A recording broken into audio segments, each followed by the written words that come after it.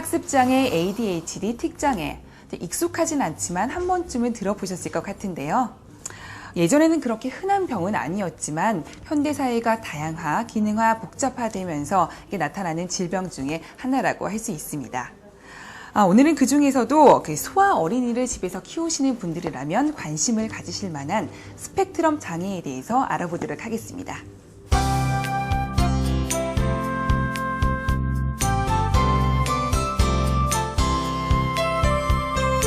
네, 오늘 이 자리에는 5대째 가업을 이어 한의학의 맥을 잇고 계신다고 하시는데요. 변한의원의 변기현 원장님 모셨습니다. 선생님 안녕하세요. 안녕하세요. 네. 반갑습니다. 예, 100여 년 동안 5대에 걸쳐서 한의학의 맥을 잇고 계신다고 하시는데요. 정말 대단하신 것 같습니다. 예, 감사합니다. 예, 오늘은 흔히들 현대병 중에 하나라고 하는 스펙트럼 장애에 대해서 알아보도록 하겠는데요. 이게 좀 단어가 생소한데 스펙트럼 장애가 어떤 것인지 설명 좀 해주세요. 이전에는 이제 학습장애라든지 틱장애, 발달장애 이런 것들을 별개의 원인을 가진 어떤 개별적인 질환이라고 생각을 했습니다.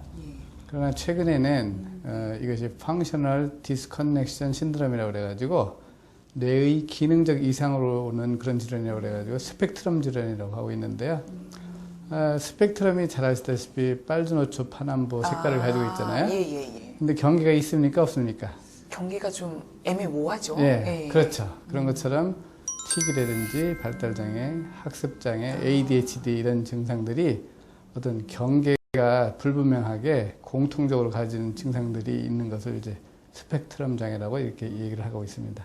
그렇다면 틱장애나 ADHD 그리고 학습장애 같은 이 질환들이 모두 다 유사한 원인을 가지고 있다는 말씀이신가요? 예, 일반적으로 이제 그런 것들이 환경적인 원인이나 해부학적인 원인, 그리고 신경화학적인 원인, 또 뇌의 기능적, 기질적인 어떤 손상으로 인한 원인으로 이렇게 들고 있는데요. 공통적으로 가지고 있는 것은 뭐냐면 이런 증상을 가지고 있는 아이들이 좌우뇌의 불균형이 있다는 것입니다. 그렇기 때문에 근본적인 원인은 좌우뇌의 불균형이 아닌가 이렇게 보고 있는 것이죠. 네, 발병 원인이 그래 복합적이지만 결국에는 좌우뇌의 불균형으로 인한 기능 저하가 가장 큰 원인이라는 말씀이신데요. 그렇다면 현재 우리나라에서 스펙트럼 장애가 얼마나 일어나는지 그런 통계 같은 건 혹시 나와 있는 게 있을까요? 정확한 통계는 없는데요.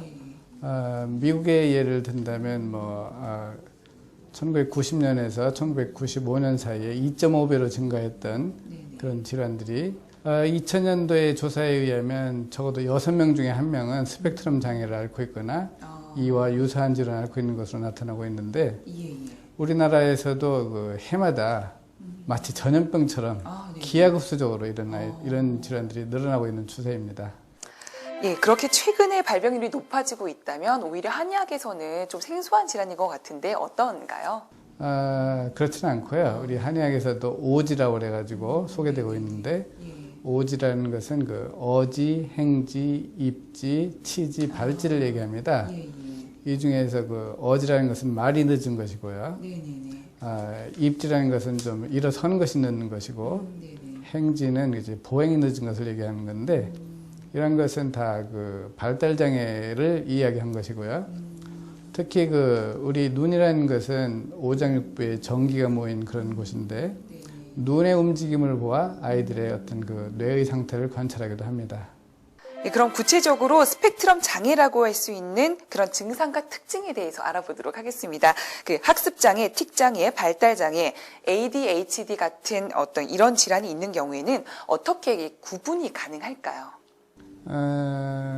일단 학습장애라는 것은 지능이 정상이거나 정상 이상인데도 불구하고요. 노력에 비해서 학업 성취도가 떨어지는 것을 얘기합니다. 그래서 주로 장애는 읽기장애라든지 쓰기장애, 그리고 수학 학습장애 등으로 이제 나누고 있고요. 또 발달장애라는 것은 나이에 비례해서 발달이 돼야 되는데 약 25% 정도 이상 떨어지는 경우를 이제 발달장애라고 하고요. 거기는 운동 발달 지연이 있을 수가 있고 언어 지연이 있을 수가 있습니다. 또 전체적인 발달 지연도 있을 수가 있는데 이런 아이들은 언어가 늦게 되는 것이 거의 공통적인 특징이고 또 또래 관계의 형성이 굉장히 어렵게 됩니다. 네네네. 그래서 어떤 뭐 퍼즐이라든지 장난감에 집착하게 되고요. 네네. 그런 교우 관계가 많이 떨어지는 그런 경우를 얘기할 수 있습니다. 다음으로 틱이라는 것은 본인이 의지대로 조절돼야 되는 근육이나 음성을 본인이 조절을 못하고 반복적으로 나타나는 증상인데요. 예, 예. 크게 그 운동틱과 그 음성틱으로 나누고 있습니다. 네네. 운동틱이라는 것은 이제 시작이 눈을 깜빡거린다든지 네네. 얼굴을 찡그린다든지 아. 아니면 뭐 어깨를 아, 들썩거린다든지 예, 예, 예. 심한 경우에는 이제 배를 들썩거리고 네. 심지어 발로 차기도 하고 이런 것이 이제 운동틱이고요. 예, 예. 음성틱은 이제 코를 킁킁거리는 소리를 낸다든지 네네네. 가래 뱉는 맞죠. 소리 예. 이런 소리를 이제 네네. 내기 시작해요. 예, 상당히 많은. 예, 근데 그것이 이제 점점 심해지면 외설스러운 얘기라든지 욕설을 한다든지 아니면 큰 소리를 지르게 되죠. 네네. 심한 경우에는 뭐 완전히 뭐 침을 뱉고 또 이렇게 음성하고 운동이 네네. 복합적으로 나타나는 뚜렛으로 가기도 합니다. 그것을 뚜렛 증후군이라고 하기도 하죠. 네. 다음으로 이제 ADHD라는 것은 예. 잘 아시다시피 예. 요즘 매스컴에서 많이 나오고 예, 있죠. 굉장히 많이. 예. 예. 말뜻 그대로 이제 주의력 결핍 및 과잉 행동 장애를 얘기하고 있는데 네네. 주의력이 떨어지고 네네. 그렇지 않으면 충동성이 심해가지고 네네네. 작은 자극에도 욱하는 그런 정신장애를 얘기하고 있는데요. 예, 예. 이런 일련의 증상들이 예를 들어서 틱이 있다 그러면 틱만 있는 게 아니고 네네. 틱이 있는 아이가 또 과잉성도 있고요. 어. 강박증도 있고 아. 여러 가지 복합적으로 조금씩 다 가지고 있는 거죠. 네네네. 이외에도 그 강박증이라든지 아스퍼거 신드롬이라고 그래가지고 이런 증상이 있는데 이것도 역시 스펙트럼 질환 속에 속하는 것입니다. 이런 증상들이 이제 공통적인 특징이 모두 다 좌우뇌의 불균형이 있다는 것이 공통적인 특징이라고 할 수 있습니다.